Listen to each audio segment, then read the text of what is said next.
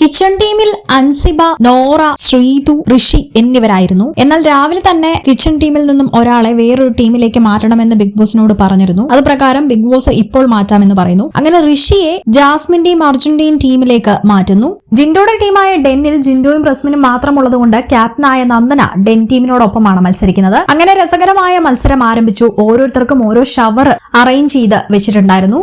ഓരോ ടീമിൽ നിന്നും ഓരോ വിധികർത്താക്കളും ഉണ്ട്.